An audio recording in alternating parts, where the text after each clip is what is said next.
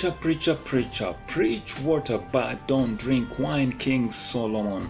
You told us, Solomon, that we should be satisfied by our own wife, the wife of our youth.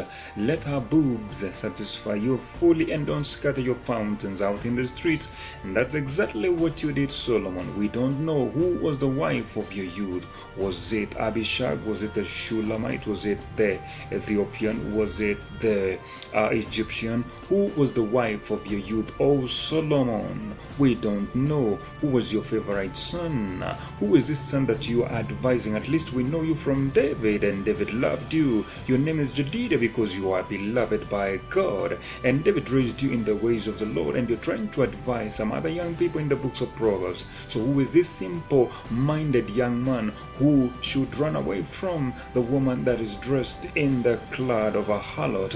Why are you loving foreign women who are coming even with their own gods, and they're erecting those gods in their palaces at your own watch? Oh, preacher, preacher, preacher, preacher, King Solomon, why are you drinking wine after you have preached so much water? King Solomon, how come you're running after the Shulamite woman? How come you're interested in the Abishag and she had served your dad at his old age? Why are you killing Adonijah for just a woman? Preacher, preacher, tell us, what is it about your preaching? You told us that we need to fear God, and this is the whole duty of man, to obey his commandment. What commandments have you broken? Oh, Solomon, 17:17 of Deuteronomy, thou shalt not multiply chariots and horses, thou shalt not multiply wives and women, thou shalt not multiply silver and gold. Preacher, preacher, why are you taking wine after you preach so much water?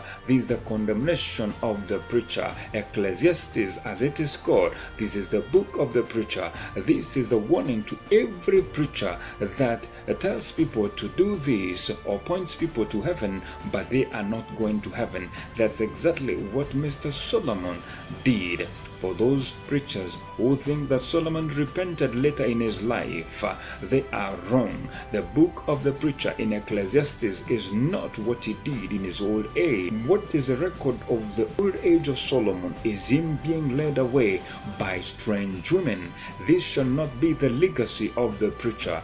Preacher, preacher, whatever it is that you preach, better stick to what it is that you are telling others. You better become an inspiration of example like Jesus, who loved his church and died for it. Preacher, preacher, let us look at a woman that was immoral and confronted Jesus.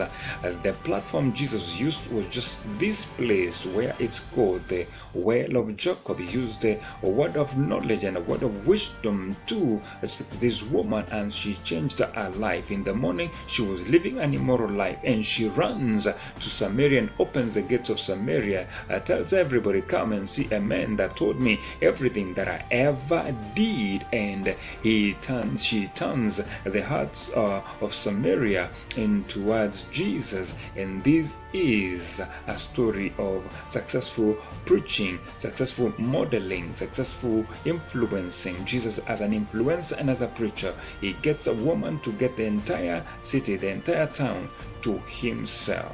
Here is another man called Solomon, King Solomon for that matter, with all his glory, with all his splendor, with all his gold, with all his silver, with all his majesty, with all his projects, could not influence 1,000 women to worship his God. Could not influence kings. We are not told of the kings he influenced. We are not told of the sons he influenced. We are told about a son who never followed what his father knew about God. So this guy is a failure as a preacher. His preaching does not even influence his own son one generation away from himself. This preacher is a failure because he does not even influence his own family to follow after God. Preacher, preacher, will you fail to influence your children to follow and pursue God? Preacher, preacher, will you fail to influence your own wives to follow and pursue God? Preacher, preacher, how come you're surrounded by women who want to worship strange gods instead of you becoming the priest of your family and let them worship your God?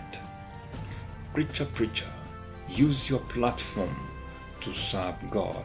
Preacher, preacher, stop following after the skirt in your church. Preacher, preacher, do not look at the boobs of those women and follow after them. Preacher, preacher, do not be persuaded by women to do their bidding. Instead, persuade them to do the bidding of God, and you will succeed as a preacher. So anytime you read the book of Ecclesiastes, remember, it's a warning to the preachers. Let's continue listening to the 10 P's in the life of Solomon.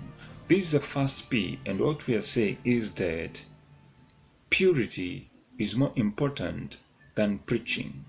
Until next time, keep pure.